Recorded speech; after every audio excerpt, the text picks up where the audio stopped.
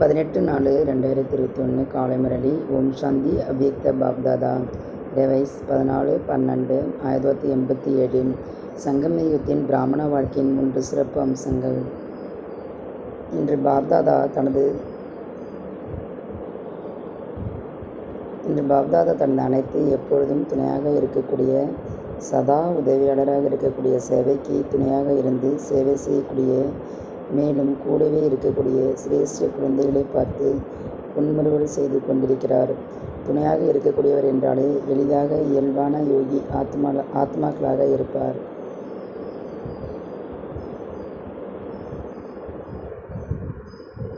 சதா சேவையில் உதவியாளராகவும் துணையாகவும் இருந்து நடக்கக்கூடிய, அதாவது ஞானம் நிறைந்த ஆத்மாக்கள் உண்மையான சேவைதாரிகள். கூடவே இருப்பவர்கள் என்றால் சமமானவர்களாகவும் நிறைந்தவர்களாகவும் கர்மாதித்தலை அடையும் ஆத்மாக்கள்.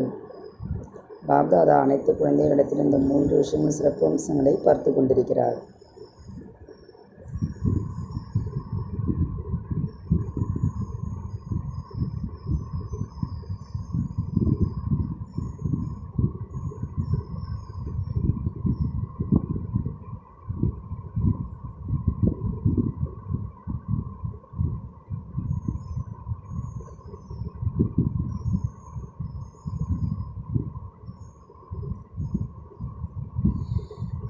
ஓம் சாந்தி. ஓம் சாந்தி. ஓம் சாந்தி.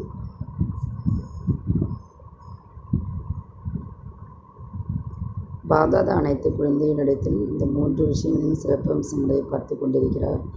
இந்த 3 விஷயங்களில் எந்த அளவு சம்பூர்ண நிலை முழுமை அடைந்திருக்கிறார்கள். சங்கம யுகத்தில் சிரேஷ்ட பிராமண வாழ்க்கையின் விசேஷத்தன்மைகளில் இந்த 3 விஷயங்கள் அவசியமாக இருக்கிறது. யோகி ஆத்மா நினைவு சுரூபமானவர். ஞானம் நிறைந்த ஆத்மா. பாபாவிற்கு சமமாக கர்மாத்து நிலையை அடையக்கூடிய ஆத்மா. ஒருவேளை இந்த 3 விஷயங்கள் ஏதாவது ஒன்றில் குறை இருக்கிறது என்றாலும் கூட பிராமண வாழ்க்கையின் விசேஷத்தன்மைகளின் அனுபவசாலி ஆக முடியாது. அதாவது சம்பூர்ண பிராமண வாழ்க்கையின் சுகம் மற்றும் பிராப்திகளை இழக்க வேண்டியிருக்கிறது. ஏனெனில் பாப்தாதா அனைத்து குழந்தைகளுக்கும் சம்பூர்ணமாக அடைய வேண்டும் என்ற வரதானம் கொடுத்திருக்கிறார். சக்திக்கு ஏற்றவாறு யோகியாகுங்கள் மற்றும் சக்திக்கு ஏற்றவாறு ஞானத்தின் சொர்க்கமாகுங்கள் என்று வரதானம் கொடுக்கவில்லை. இதன் கூடவே முழு கல்பத்தில் சங்கம யுகம்தான் விசேஷமான யுகமாக இருக்கிறது. இந்த யுகம், அதாவது இந்த நேரத்தையும் கூட ஆசீர்வாதம் அளிக்கும் நேரம் என்று சொல்லப்படுகிறது. ஏனெனில் வரத்தை அளிக்கும் தந்தை வரத்தை அளிப்பதற்காக இந்த சமயத்தில் தான் வருகிறார்.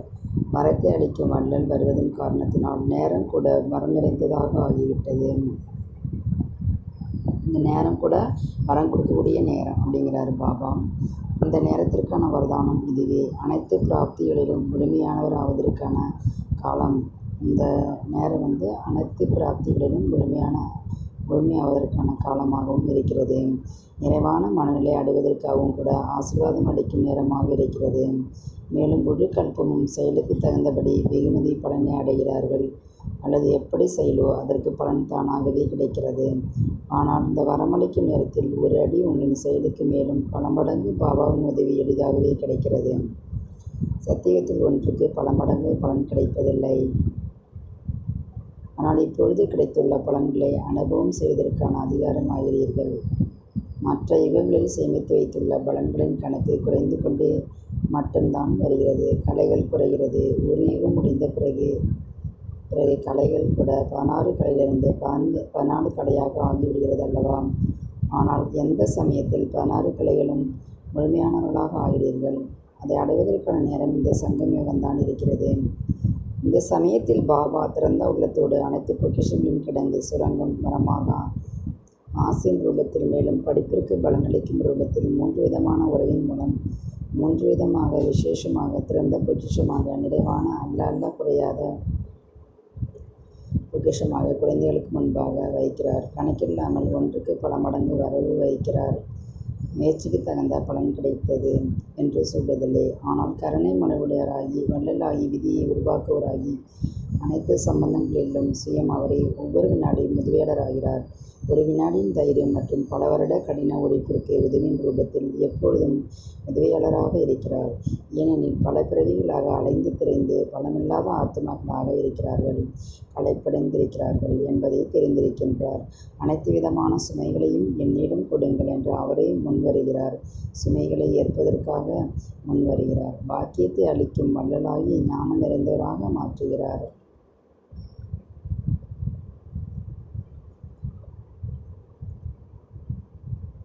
உயர்ந்த செயல் செய்வதற்கான ஞானத்தை தெளிவாக புரிய வைத்து பாக்கியத்தின் ரேகையை எந்த அளவு அதிகரிக்க வேண்டுமோ அந்த அளவு அதிகரித்து கொள்ளலாம்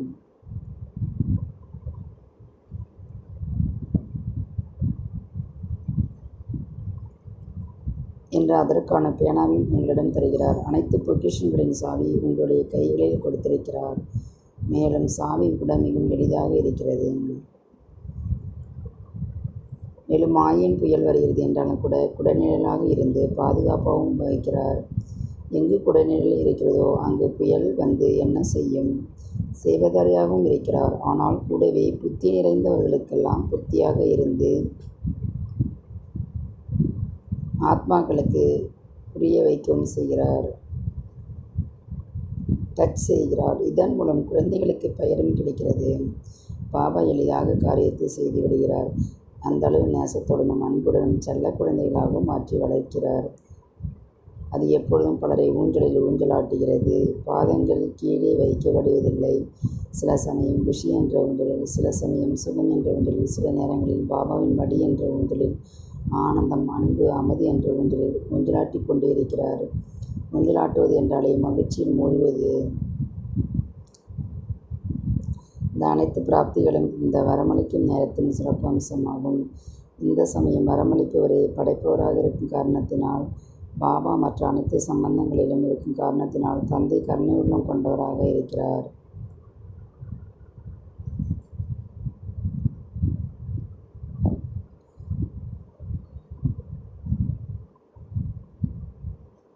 ஒன்றுக்கு பல மடங்கு கொடுப்பதற்கான விதி இந்த நேரத்திற்கானது. கடைசியில் கணக்கு வழக்கு முடிக்க வைக்கக்கூடியவர்களின் தனது உதவியாளர்களை பயன்படுத்துகிறார்.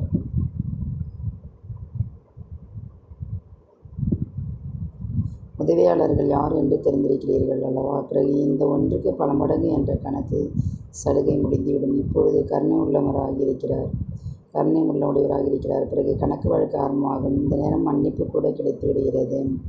கடுமையான தவறை கூட மன்னித்து மேலும் உதவியாளராகி முன்னேறுகிறார். இதயபூர்வமாக செய்த தவறுகளை உணர்வது என்றாலே மன்னிப்பு கிடைத்து விடுகிறது. உலகத்தினர் மன்னிப்பு கேட்பது போன்று இங்கு அந்த விதிமுறைகளில் மன்னிப்பு கேட்க வேண்டாம். தவறுகளை உணர்தல் என்ற விதிப்படி மன்னிப்பு கிடைக்கிறது. எனவே இதயபூர்வமாக உணர்வது, யாராவது சொல்வதனால் நேரத்திற்கு தகுந்தாற்போல் நடந்து கொள்வது, இந்த மாதிரி மன்னிப்பு கோருதல் ஏற்றுக்கொள்ளப்படாது.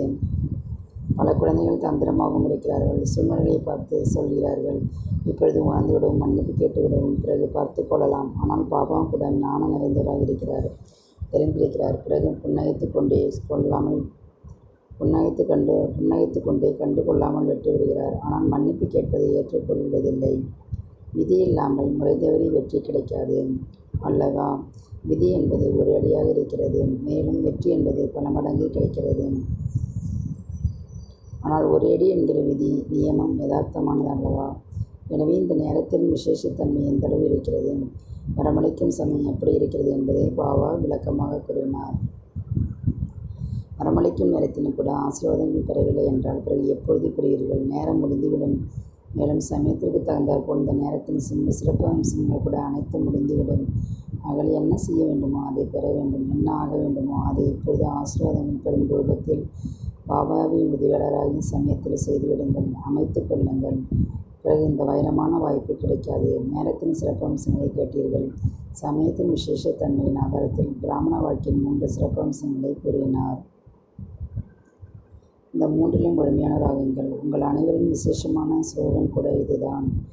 யோகி ஆகுங்கள், தூய்மை ஆகுங்கள், ஞானம் நிறைந்தவராகுங்கள், கர்மாக்களை அடையுங்கள். கூடவே செல்ல வேண்டும் என்றால் சதா கூடவே இருக்கக்கூடியவர்கள் தான் கூடவே செல்வார்கள். யார் கூடவே இருப்பதில்லை அவர்கள் எவ்வாறு கூடவே செல்வார்கள்? கூடவே செல்வதற்கு நேரத்தில் தயாராகவில்லை எனில் பாபாவிற்கு சமமாக ஆவது என்றாலே தயாராக இருப்பது.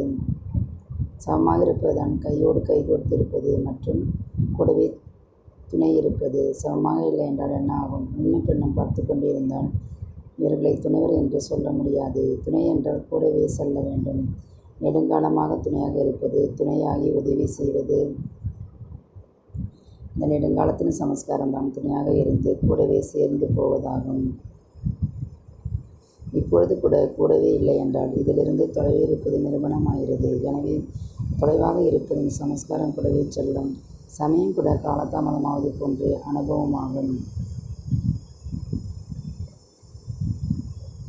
ஆகையால் இப்போதிருந்தே 3 விதமான விசேஷத்தன்மைகளை சோதனை செய்யுங்கள். எப்பொழுதும் கூடவே இருங்கள். சதா பாபாவிற்கு துணையாக இருந்து சேவை செய்யுங்கள். சேவிப்பர் பாபா நிமித்தமாக கருவியாக இருந்து தான் நான் செய்கிறேன். ஆகையால் ஒருபொழுதும் சேவையில் குழப்பத்தில் வரமாட்டீர்கள். தனியாக உணரும் பொழுது நான் என்பதில் வந்து விடுவீர்கள். பிறகு மாயா என்ற உன்னை மியாமியாம் என்று சொல்கிறது. நீங்கள் தான் நான் என்று சொல்கிறீர்கள். அது மாயா சொல்கிறது நான் வருகிறேன், நான் வருகிறேன். மாயாவை பூனை என்று சொல்லப்படுகிறது அல்லவா? எனவே துணையாக இருந்து சேவை செய்யுங்கள். கர்மாதித்தாவதற்கான வரைமுறையும் மிகவும் ஆழமானதாக இருக்கிறது. அதை பற்றி பிறகு சொல்கிறேன். இன்று இந்த 3 விஷயங்களை மட்டும் சோதனை செய்ய வேண்டும். மேலும் காலத்தின் சிறப்பமுடின் பயனை எந்தளவு பெற்றுள்ளீர்கள்? எனவே காலத்தின் முக்கியத்துவத்தை தெரிந்து கொள்வது என்றாலே மகானாவது. தன்னை பற்றி தெரிந்து கொள்வது, தந்தையை பற்றி தெரிந்து கொள்வது, இவற்றிற்கு எந்தளவு முக்கியத்துவம் இருக்கிறதோ அந்தளவு காலத்தை பற்றி தெரிந்து கொள்வதும் அவசியமாகும். ஆகவே புரிந்ததா?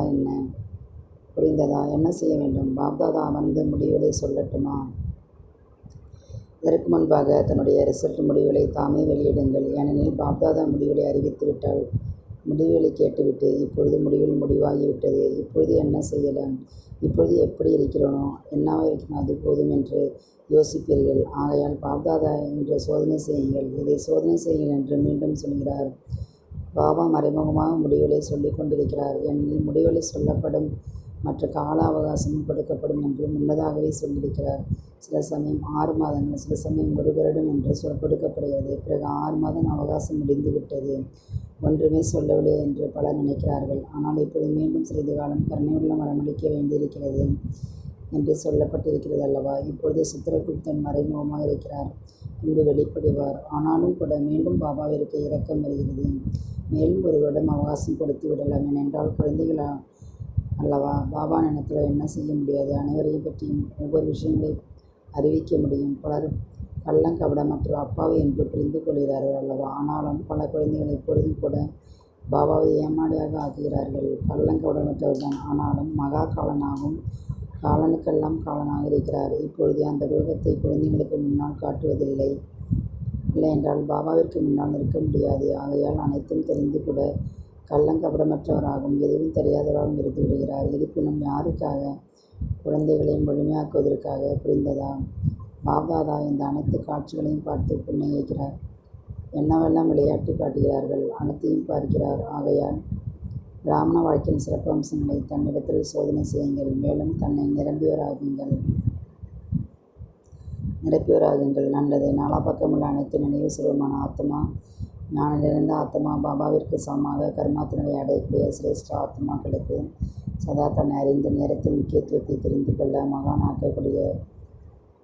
ஆத்மாக்களுக்கு சதா பாபாவின் அனைத்து சம்பந்தங்களையும் பிராப்தியின் பலனையும் பெறக்கூடிய புத்திசாலியான பலந்தமானவுடைய தூய்மையான புத்தியுடைய சதா தூய்மை நிறைந்த குழந்தைகளுக்கு பாப்தாத நன்மைகள் மற்றும் நமஸ்காரம். பாட்டியுடன் சந்திப்பு. சதா தன்னை அனைத்து சக்திகளால் நிறைவு பெற்று மாஸ்டர் சர்வ சக்தியான ஆத்மாவாக அனுபவம் செய்கிறீர்களா? பாபா அனைத்து சக்திகளின் பொக்கிஷங்களை ஆசையாக கொடுத்து விட்டார். எனவே அனைத்து சக்திகளும் தன்னுடைய சொத்து, அதாவது பொக்கிஷமாகும். தனது பொக்கிஷத்தை கூடவே வைத்திருக்கிறீர்கள் அல்லவா? பாபா கொடுத்திருக்கிறார். குழந்தைகளுடையது ஆகிவிட்டது. எனவே எந்த ஒரு பொருள் தன்னுடையதாக இருக்கிறதோ அது இயல்பாகவே நினைவில் இருக்கிறது. அது என்ன பொருளாக இருந்தாலும் அழியக்கூடியதாக இருக்கிறது. ஆனால் இந்த ஆஸ்தி மற்றும் சக்தியில் அழிவற்றதாகும். இன்று சொத்து கிடைக்கிறது, நாளை அழிந்து விடுகிறது. அப்படியல்ல, இன்று பொக்கிஷமாக இருக்கிறது, நாளை யாராவது எரித்து விடுவார்கள், கொள்ளையடித்து விடுவார்கள். எப்படிப்பட்ட பொக்கிஷம் இல்லை. எந்த அளவு செலவு செய்கிறோ அந்த அளவு அதிகரித்து கொண்டே இருக்கும். எந்த அளவு ஞானத்தின் பொக்கிஷங்களை பகிர்ந்தளிக்கிறீர்களோ அந்த அளவு அதிகரிக்கிறது.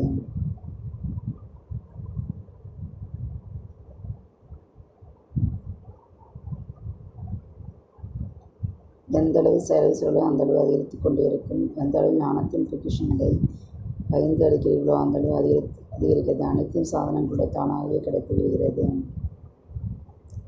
எனவே சதா காலத்திற்காக ஆஸ்தியின் அதிகாரியாகிவிட்டீர்களா? இந்த குசி இருக்கிறது அல்லவா? ஆஸ்தியும் எந்தளவு எந்ததாக இருக்கிறது. எந்த பொருளும் கிடைக்கவில்லை என்று இல்லை. அனைத்து பிராப்திகளும் இருக்கிறது. நல்லது. அமைதி வேலை விடைபெறும் நேரத்தில் தாதியுடன் மற்ற தாதி நிர்மல் சந்தாவுடன் பாப்தாதாவின் சந்திப்பு. மகாரதியின் ஒவ்வொரு அடியிலும் சேவை அடங்கியிருக்கிறது. பேசிக்கொண்டிருந்தாலும் பேசவில்லை என்றாலும் ஒவ்வொரு செயலிலும் ஒவ்வொரு நடவடிக்கையிலும் சேவை இருக்கிறது. சேவை இல்லாமல் ஒரு நடியும் இருக்க முடியாது. மனதின் மூலமாக சேவை செய்வது, வார்த்தைகளின் மூலம் சேவை செய்வது, சம்பந்தம் மற்றும் தொடர்பு மூலம் சேவை செய்வது. ஆனால் நிரந்தர யோகியாகவும் இருக்கிறீர்கள், நிரந்தர சேவையாகவும் இருக்கிறீர்கள். நல்லது.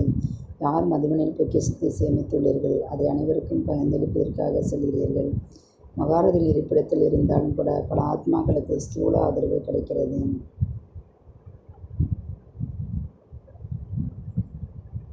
எப்படி பாபா குடைநிழலாக இருக்கிறாரோ அதேபோல் பாபாவிற்கு சமமாக குழந்தைகளும் குடைநிழலாக இருக்கிறார்கள். அனைவரும் பார்த்து எவ்வளவு குஷி அடைகிறார்கள். எனவே அனைத்து மகாரதிகளுக்கும் இந்த ஆசீர்வாதம் இருக்கிறது. கண்களின் திருஷ்டி வரதானம், நெற்றின் ஆத்மாவின் வரதானம். எத்தனை வரதானம் இருக்கிறது. காரியங்கள் செய்யக்கூடிய கருவிகளாக இருக்கக்கூடிய கர்மேந்திரங்களுக்கும் வரதானம் இருக்கிறது. கண்களின் மூலம் பார்க்கிறீர்கள் என்றால் என்ன புரிந்திருக்கிறீர்கள். பாபாவின் பார்வை இந்த ஆத்மாக்களின் கண்கள் மூலம் அனுபவமாகிறது என்று அனைவரும் புரிந்திருக்கிறார்கள்.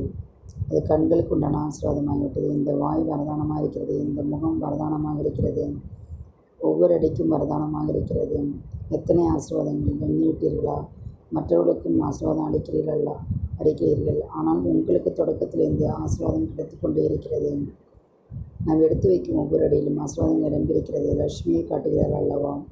அவருடைய கைகளிலிருந்து செல்வம் அனைவருக்கும் கிடைத்து கொண்டே இருக்கிறது. சிறிது காலத்திற்காக மட்டுமல்ல, சதா காலத்திற்கும் செல்வத்தின் தேவியாகி செல்வம் கொடுத்து கொண்டிருக்கிறார்கள்.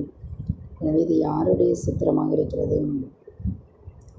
எனவே எத்தனை வரதானங்கள் இருக்கிறது. பாபா சொல்கிறார், எந்த வரதானங்களையும் வைத்துக்கொள்வதில்லை. பிறகு என்ன கொடுக்கிறார். வரதானங்களின் மூலம் அலங்கரித்து கொண்டிருக்கிறீர்கள் சொல்லப்படுகிறது அல்லவா?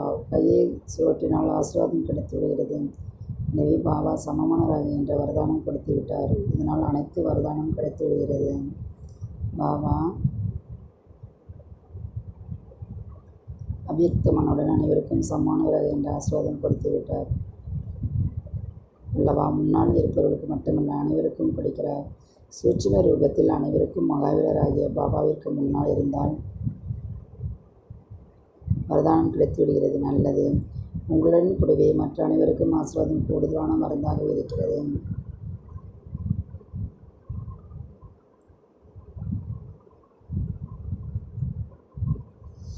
ஆகையால் மிகப்பெரிய நோய் கூட சிறியதாகிவிடுகிறது. மாயா வெளித்தோட்டத்தை மட்டும் காட்டுகிறது, ஆனால் தனது தந்திரத்தை காட்ட இயலாது. இது மிகப்பெரிய சூலத்திற்கு பதிலாக முள்ளாக மாறிவிடுகிறது. மற்றபடி பாபாவின் கை மற்றும் துணி எப்பொழுதும் இருக்கிறது. ஒவ்வொரு அடியிலும் ஒவ்வொரு வார்த்தையிலும் பாபாவின் ஆசீர்வாதம் மறுத்து கிடைத்து கொண்டே இருக்கிறது. ஆசீர்வாதம் என்ற மருந்து கிடைத்து கொண்டே இருக்கிறது. ஆகையால் கவலையற்றவராக இருங்கள். இதிலிருந்து இப்பொழுது விடுபட்டு இருப்பீர்கள். அப்படி விடுபட்டு விட்டால் சூட்சுமவாதனுக்கு சென்று விடுங்கள். இதனால் மற்றவர்களுக்கும் கூட சக்தி கிடைக்கிறது. உங்கள் அனைவருக்கும் இந்த வியாதிகள் கூட சேவை செய்கிறது. எனவே நோய் என்பது நோயே இல்லை, சேவையின் சாதாரணமாக கருவாகி இருக்கிறது. இல்லை என்றால் மற்ற அனைவரும் இவ்வாறு புரிந்து கொள்கிறார்கள். இவர்களுக்கு உதவியும் கிடைக்கிறது. இவர்களுக்கு அனுபவம் சிறிதளவு இருக்கிறது. ஆனால் அனுபவம் நிறைந்தவராகி மற்றவர்களுக்கும் தைரியம் கொடுப்பதற்கான சேவைக்காக சிறிய பாதையாக காட்டப்படுகிறது. இல்லை என்றால் அனைவரும் மனமடிந்து போய்விடுவார்கள். நீங்கள் அனைவருக்கும் எடுத்துக்காட்டாக இருந்து உங்கள் மூலம் சாரத்தை அறிந்தால் அனைத்தும் முடிந்து போய்விடும். எல்லைக்கோடு மட்டும்தான் இருக்கிறது. நல்லது. வெளிநாட்டைச் சேர்ந்தவருடன் மனதார ஒவ்வொரு ஆத்மாவிற்காகவும் சுபபாவனை வைக்க வேண்டும். இதுதான் மனதார நன்றி கூறுவது. பாபாவின் ஒவ்வொரு அடியிலும் ஒவ்வொரு குழந்தைகளுக்கும் நன்றி கிடைத்து கொண்டே இருக்கிறது. பாபாவின் குழந்தைகளுக்கு நன்றி கிடைத்துக் கொண்டே இருக்கிறது. சங்கமயத்தில் அனைத்து ஆத்மாக்களுக்காக எப்பொழுதும் நன்றியுடன் இருப்பதற்கான காலம் என்று சங்கமயுகம் சொல்லப்படுகிறது. சங்கமயுகம் முழுவதும் நன்றியின் நாள் என்று சொல்லப்படுகிறது. சதா ஒரு மற்றவர்கள் நல்ல விருப்பம், நல்ல உணர்வு கொடுத்து கொண்டே இருங்கள். மற்றும் பாபாவும் கூட கொடுத்து கொண்டே இருக்கிறார். நல்லது. வரதானம். ருஷியின் கூடவே சக்திகளையும் தாரணை செய்து தடைகளை கடந்து செல்லக்கூடிய தடைகளை வென்றவராக எந்த குழந்தைகள் சேமிப்பு செய்ய அறிந்துள்ளார்களோ அவர்கள் சக்திசாலி ஆகிறார்கள். ஒருவேளை அவ்வப்பொழுது சம்பாதிக்கிறார்கள், அவ்வப்பொழுது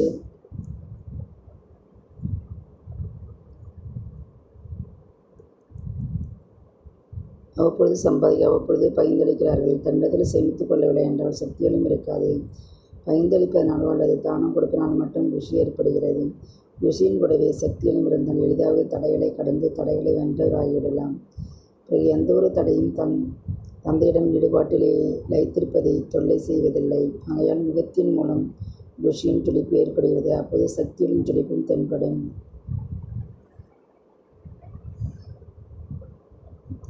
ஸ்லோகம். சூழ்நிலையினால் பயப்படுவதற்கு பதிலாக அதை பாடம் என புரிந்து கொண்டு பாடத்தை கற்றுக்கொள்ளுங்கள். அறிவிப்பு. இன்று மாதத்தின் 3வது ஞாயிற்றுக்கிழமை உலக அமைதிக்கான தியானம் செய்யும் நாளாக இருக்கிறது. பாபாவின் அனைத்து குழந்தைகளுக்கும் மாலை 6 மணியிலிருந்து 7:30 மணி வரை விசேஷமாக பரந்தாமம் என்ற உயர்ந்த இடத்தில் நினைத்திருந்து லைட் மைட் ஹவுஸ் ஆகி இயற்கைக்கு உட்பட முழு உலகத்திற்கும் சர்ச்சைட் ஒளி கொடுக்கக்கூடிய சேவையை செய்யுங்கள். ஓம் சாந்தி, ஓம் சாந்தி, ஓம் சாந்தி, ஓம் சாந்தி, ஓம் சாந்தி.